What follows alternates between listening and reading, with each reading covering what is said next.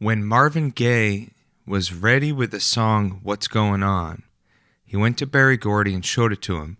According to Berry Gordy's story, Berry Gordy was in Bermuda, and he was trying to, he puts it in his words, to encourage Marvin Gaye to think about what it might do for his image to create a protest song.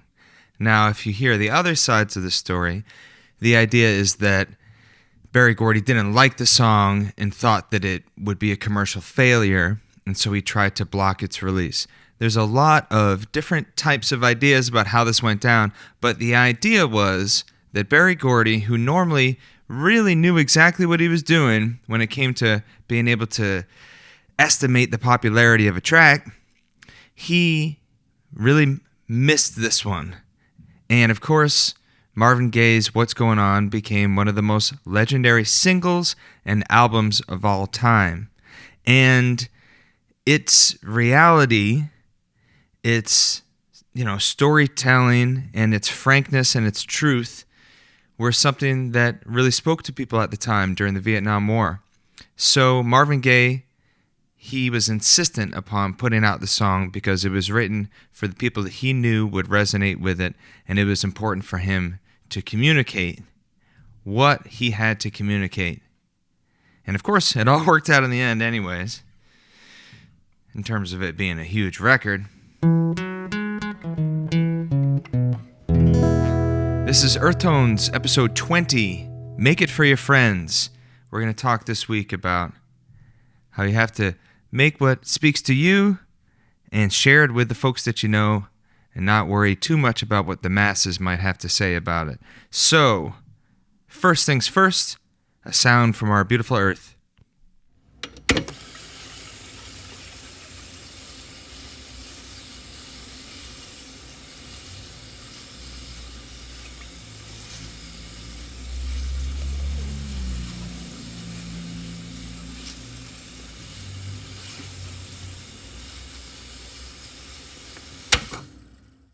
Now, what the heck was that? That was a mechanical sound this week. That is the sound of my Roland Space Echo.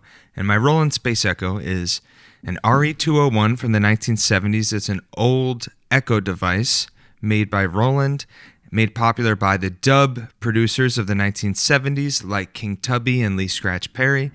It was a great, great device for its time. And of course, there are a lot of easier ways to make an echo now that you can use that don't involve tape, but the way that works is that it records and then plays back a moment later your sound, and that is the sound of my phone being put right next to the capstan inside the Space Echo that's getting the tape to go around and around. And when it's making that sound, then it's working. If it's stuck, then we're in trouble. If the tape's not going around, we're not getting any echoes. So lately I've been running it, even if I'm not going to use it that day, just to keep it moving, because it seems like if it sits, that's when we have problems. So for a bit of old news, James Brown. Have you ever seen any of these 33 1/3 miniature books? It's a series about albums and the story behind them.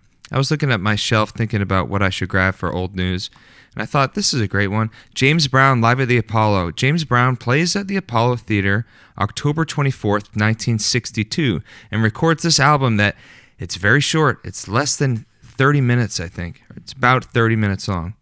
And I guess there was a few tracks from the actual concert that didn't make it onto the album, so maybe the whole performance was a little bit longer. But James Brown, he comes out and he plays just such an electric performance. What I love about this is how early it is.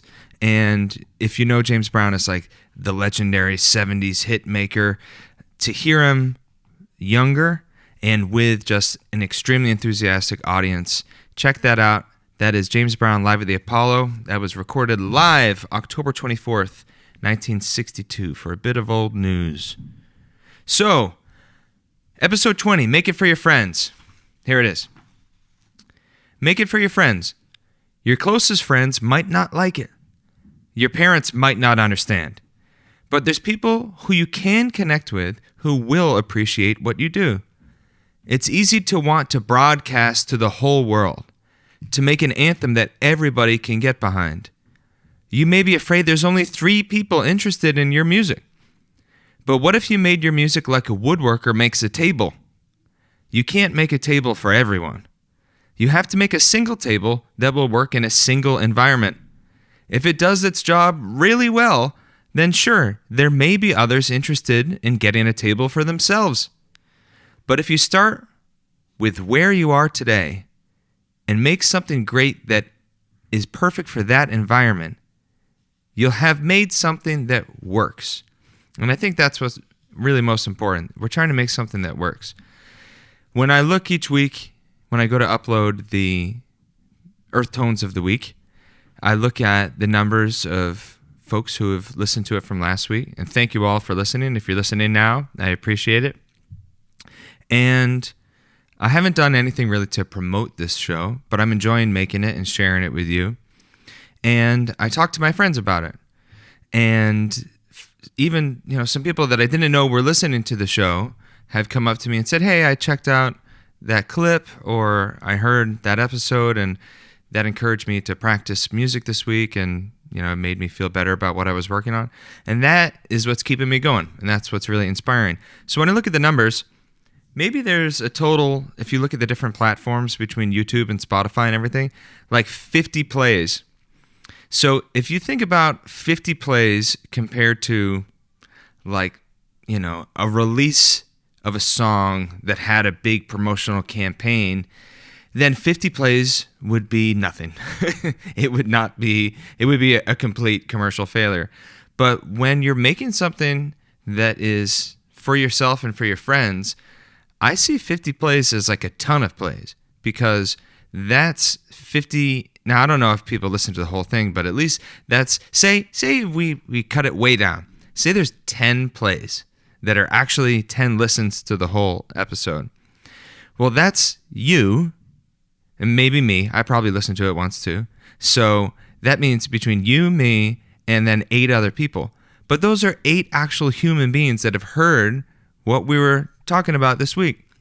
So I think when you're at a hyper-local level and you're making something that's super small, like a micro size, that's just for you and your little community, then you can enjoy the fact that first, we have this technology, we have the means of sharing it with each other in the first place, and 2, if you have any people listening at all, it's very real. I think having less than 100 plays is almost more encouraging than if I had 600 plays, because then it would start to seem like it's the public, it's the general world out there listening, when it's so few. It's no, I know who's listening. It's me, Mike. I know Fran, you might be listening.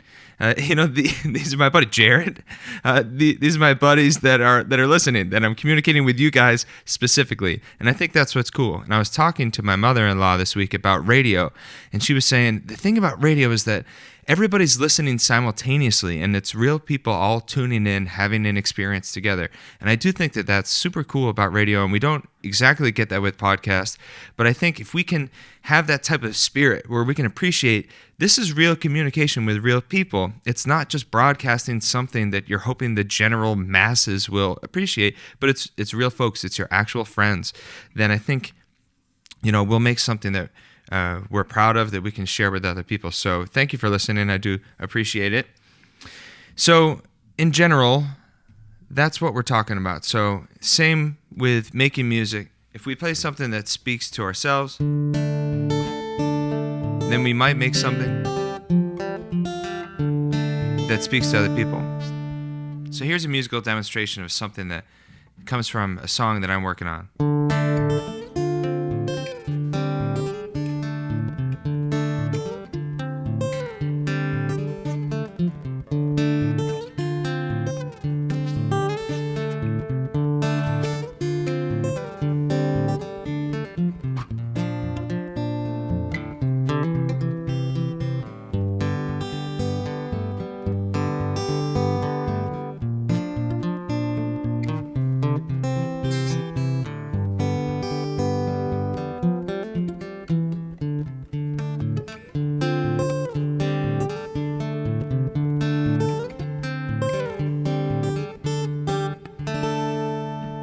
That's my song, Mind Made Up.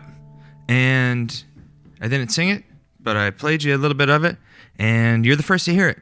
So sometime in the next year, I'll record that song, and you'll have heard it first, because you are my friend and my listener. So check it out. What's on the turntable this week? Tupelo Honey, Van Morrison, 1971. I was reading a bit about this album. What's so cool about these old records is the album covers, these dust jackets.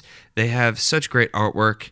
I read a funny story about Van Morrison and the artwork here. So this, on the cover of Tupelo Honey, it's his wife and he with horses, and in the center, the open, when you actually open it up, the centerfold, it's a big picture of the two of them with a little kitty cat sitting on the rail and the horse. It's an amazing photograph.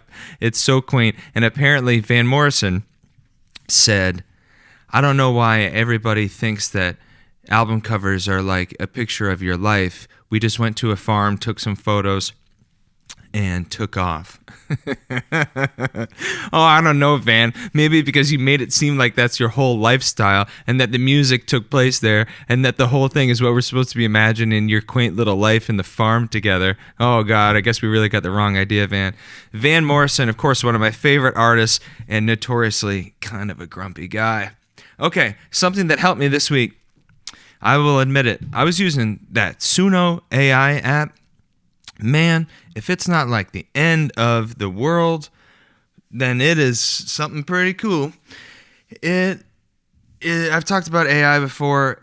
We have to be extremely careful, of course, but one of the ways that I'm trying to, keep up with the times here, I'm not making music with AI, but I'm using it to help me practice. And the way I'm doing it is I'm writing a song. And I'm not doing this all the time, but this is a way that I've used it this week. I have a song, and it's got a groove, and it's like a pretty classic blues type of feel with a New Orleans feel to it. So I made a demo of it myself in Logic, and then I put it into Suno, and I said, create an instrumental beat that is like this, and you can say to cover this. Make a cover of my song that's in a New Orleans style, and I listed artists like The Meters, and I said, something maybe like Little Feat, like a New Orleans blues-based groove thing. And so it created that, and of course, it was surprisingly good. And then what I was able to do is get the stems from that, and I was able to take the drums that it created a drum track of. I was able to grab 4 bars of that had a cool drum feel and put that into my session, and then practice with a drum feel that was much more lifelike than what I had, which was just a very rudimentary programmed type of thing that I just put on the grid as an example. So, yes, AI is going to have all of its challenges, but I do think that just the sheer tool factor of being able to use it, if you were already going to use like a pre-made loop or something, or if you're just looking to practice and have something that inspires you, it's pretty great. There's amazing things that we can do with it, and I think it's important for me as a music teacher to be able to keep up with knowing what these tools are able to be used for, and that's one of them, to help you make some demos and to give you something to inspire you to practice with. So that is episode 20. Thank you so much for tuning in. I am Jake Pardee, your host. You can visit jakepardee.com for more information about me and my music. You can go to maritimerecording.com for more information about you and your music if you're interested in guitar lessons or producing some songs. And I am Jake Pardee, your host, signing off, reminding you we are a beautifully musical type of folks on a delightfully, fantastically musical planet that is Earth. And there'll be some Roji music coming out soon, too. I don't know if you know what Roji is. I don't know if I need to tell you. All right. Thanks for listening. I will see you next week for Earth Tones episode 21.